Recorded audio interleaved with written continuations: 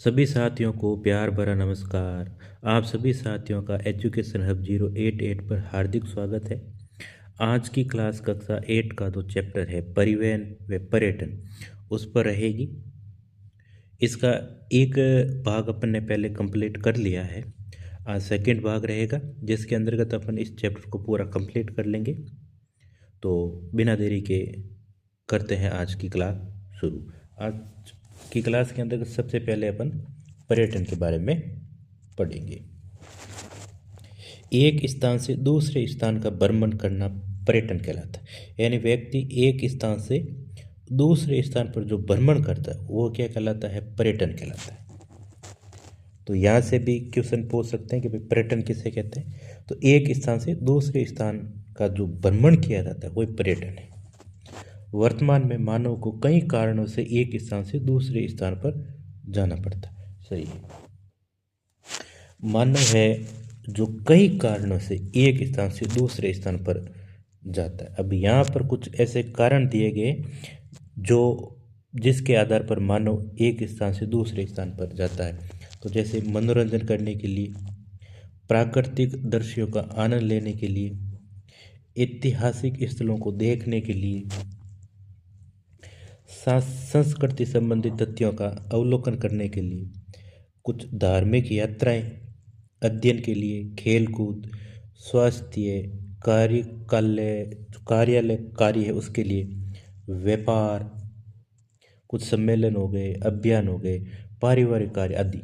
यानी ये कुछ कारण बताएं कि जिसके कारण मानव एक स्थान से दूसरे स्थान पर आता और जाता रहता है। पर्यटक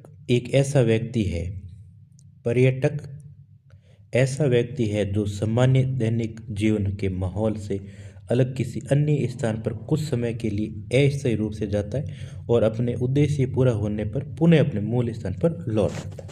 सही है, इसमें होता यही है, व्यक्ति किसी काम से एक स्थान से दूसरे स्थान पर जाता है और जब वह कार्य पूर्ण हो जाता है तो वह अपने गंतव्य स्थान पर, अपने मूल स्थान पर वापस लौट आता है। पर्यटन की दृष्टि से हमारा राजस्थान संपूर्ण विश्व में प्रसिद्ध है। बिल्कुल, राजस्थान के अंतर्गत बहुत सारी ऐसे धरोहर है मनोरंजन के, जो अपन कह सकते हैं इसमें अभ्यारण्य वगैरह है, प्राकृतिक दृश्य है जो देखने के लायक है। तो राजस्थान संपूर्ण विश्व में प्रसिद्ध है पर्यटन की दृष्टि से। विश्व के कई देशों एवं भारत के सभी राज्यों में प्रतिवर्ष लाखों की संख्या में पर्यटक राजस्थान में आते हैं। बिल्कुल, राजस्थान में हर वर्ष बहुत कह सकते हैं अधिक संख्या के अंतर्गत पर्यटन राजस्थान का भ्रमण करने के लिए आते हैं। राजस्थान का गौरवमय इतिहास एवं ऐतिहासिक घटनाओं से संबंधित स्थान, यानी गौरवमय जो राजस्थान का इतिहास है और जो इसकी यहाँ पर जो ऐतिहासिक घटनाएं हुई उनसे जो संबंधित स्थान हो गए, अरावली जैसे भौतिक स्वरूप हो गया, यहाँ पर कई प्रकार की झीलें पाई जाती है अलग अलग जगह पर, थार का रेतीला मरुस्थल है, विभिन्न वन्य जीव है, यहाँ पर किले हैं, छतरियाँ हैं, मंदिर है, दरगाह है, मेले, सांस्कृतिक विभिन्नताएं आदि पर्यटकों को अपनी ओर आकर्षित करते हैं। यानी यहाँ पर पर्यटक आते क्यों हैं, क्या है ऐसा जो पर्यटक राजस्थान के अंतर्गत घूमने आते हैं? तो यहाँ का जो इतिहास है उस इतिहास को वो जानने के लिए आते हैं। ऐतिहासिक जो घटनाएं हैं वो किन स्थानों पर घटित हुई वो उस स्थान को वो देखने के लिए आते हैं। यहाँ का जो भौतिक स्वरूप है अरावली, वो देखने के लिए लोग आते हैं। यहाँ पर झीलें हैं, रेगिस्तान है, विभिन्न वन्य जीव पाए जाते हैं, बड़े बड़े फोर्ट हैं, किले हैं, छतरियाँ, मंदिर, दरगाह, विभिन्न प्रकार के मेलों का आयोजन होता है, सांस्कृतिक विभिन्नता पाई जाती है, जिसके कारण पर्यटक राजस्थान की ओर आकर्षित होता है। लोक संगीत, नृत्य, कला आदि राजस्थान की सांस्कृतिक विभिन्नताओं के बारे में जानने और सीखने के उद्देश्य से भी यहाँ पर अनेक पर्यटक घूमने के लिए आते रहते हैं। और ये है राजस्थान के प्रमुख पर्यटक स्थल जो आपको मैप में दिखाई दे रहा है।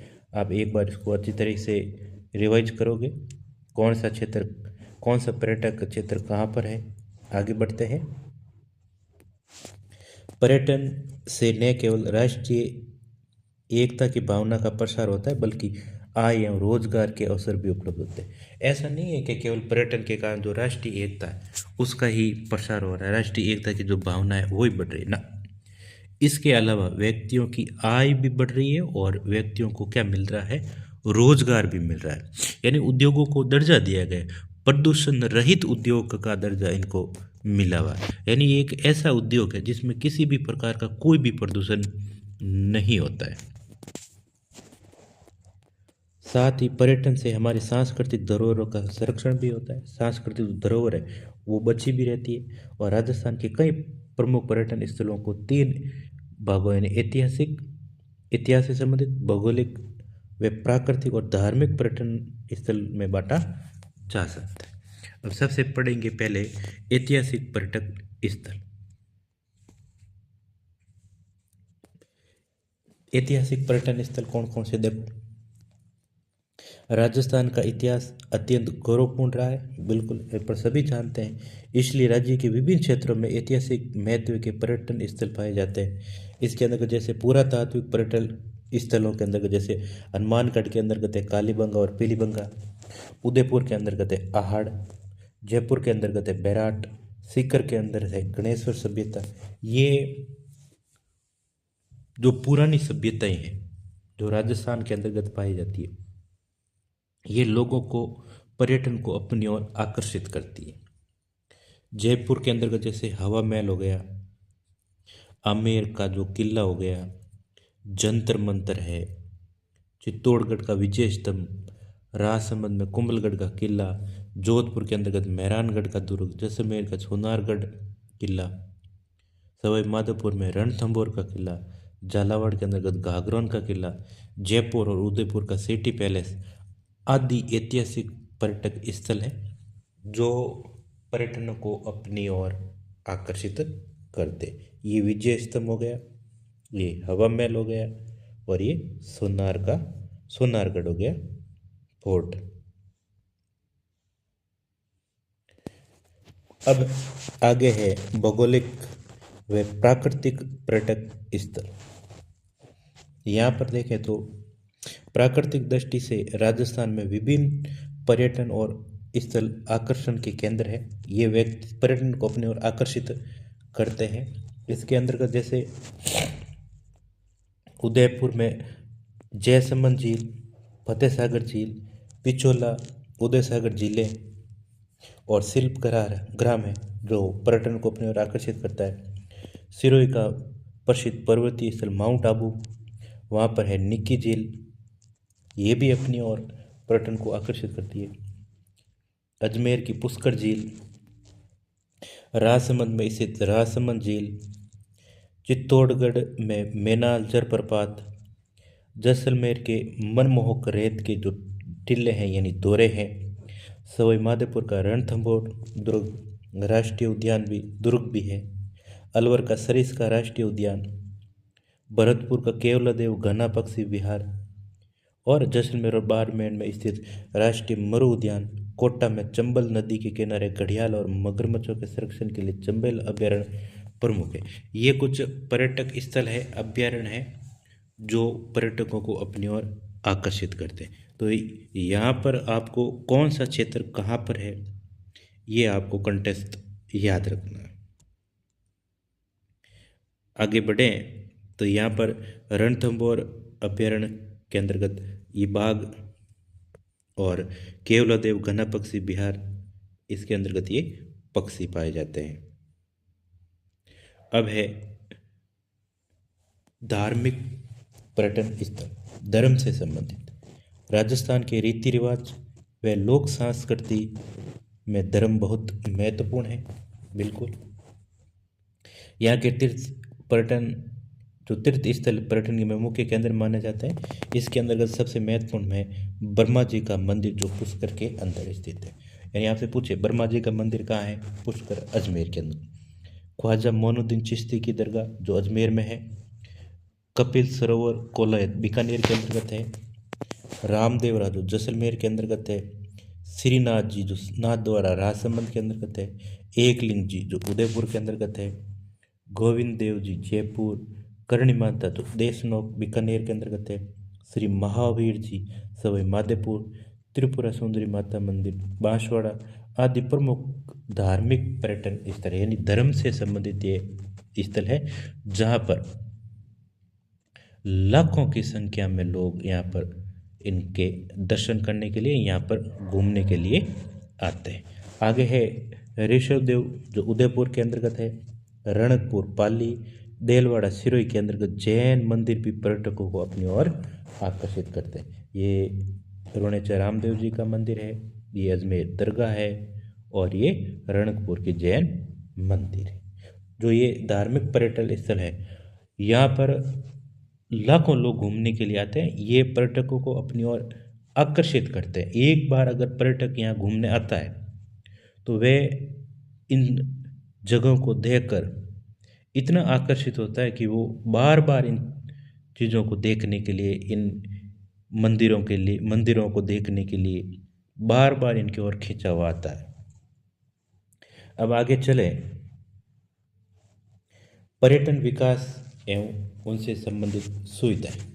क्या क्या पर्यटन विकास के लिए कार्य किया गया है? पर्यटन को बढ़ाने के लिए, पर्यटन को बढ़ावा देने के लिए राजस्थान सरकार ने राजस्थान पर्यटन विकास निगम, जिसको अपन कहते हैं RTDC, की स्थापना की गई। यानी पर्यटन को बढ़ावा देने के लिए राजस्थान सरकार ने एक विभाग स्थापित किया है, RTDC ने राजस्थान पर्यटन विकास निगम स्थापना की गई है इसकी 1 अप्रैल 1979 के अंतर्गत, और इसका मुख्यालय कहाँ पर है? ये जयपुर के अंतर्गत।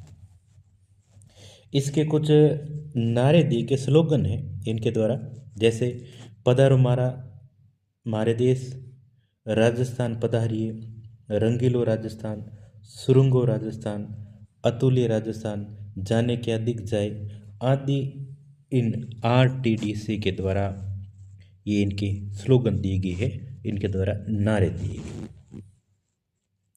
पर्यटकों को की सुविधा के लिए राजस्थान को अलग अलग पर्यटन मंडल यानी सर्किटों के अंतर्गत भी बांटा गया। बिल्कुल, यानी पर्यटकों की जो सुविधा है उसको बढ़ावा देने के लिए अलग अलग पर्यटक सर्किट स्थापित किए गए। यानी जैसे जो जयपुर आमेर सर्किट, मरु सर्किट, मेवाड़ सर्किट अधिक महत्वपूर्ण है, जहाँ देशी व विदेशी पर्यटक घूमने के लिए आते रहते हैं।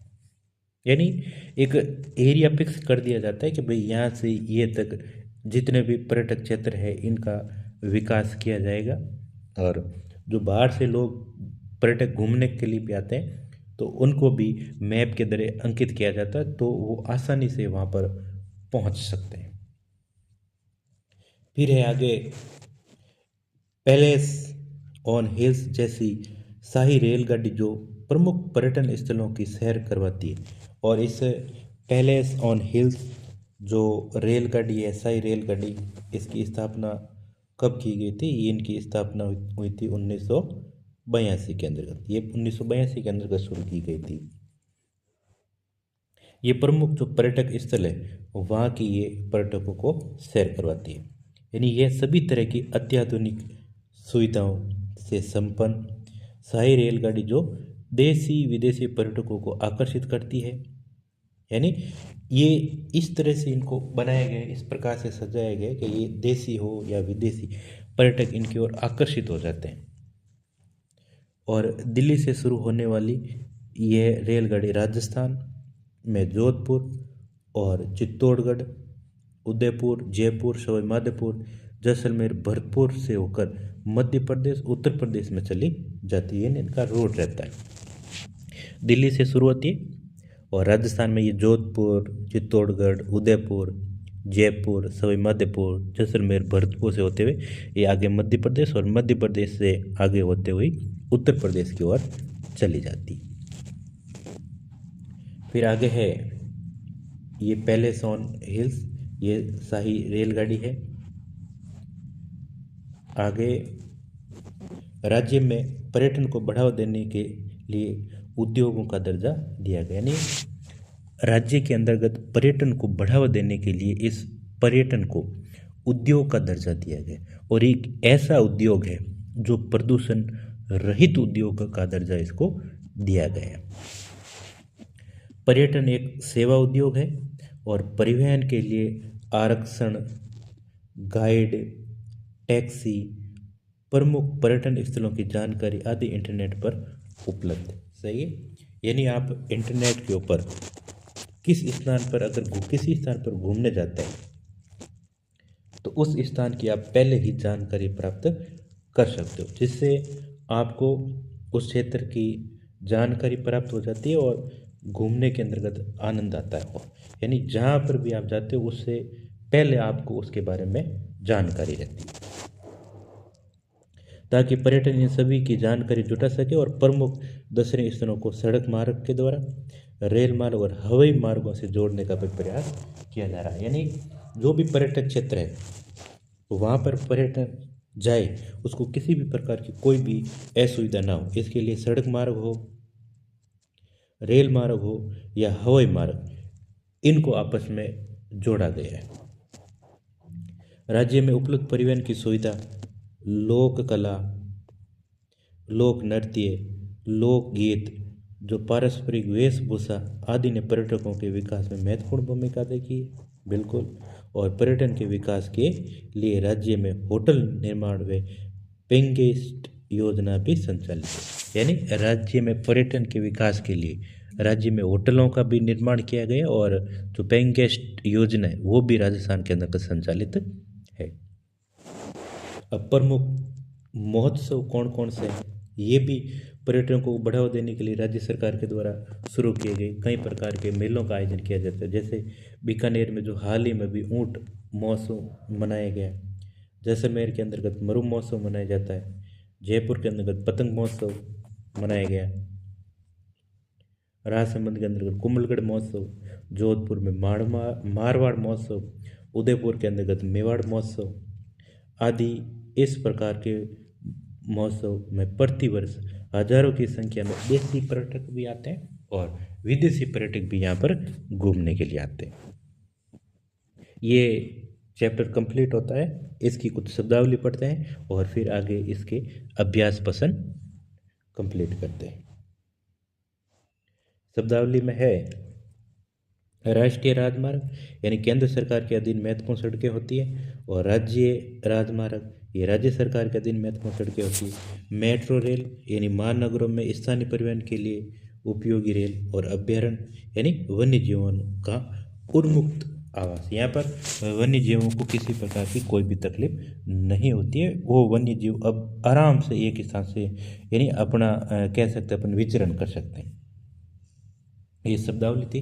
अब है इसके अभ्यास प्रश्न। राजस्थान में मेट्रो रेल का विकास किस जिले में किया गया? यानी राजस्थान के अंतर्गत मेट्रो रेल कहाँ पर है? ये जो जयपुर के अंतर्गत मेट्रो रेल है। जयसमंद झील कौन से जिले में स्थित है? जो जयसमंद झील तो उदयपुर के अंतर्गत है। फिर है आगे अतिलघुरात्मक प्रश्न। राजस्थान में प्रथम रेल कब और कहाँ चलाई गई?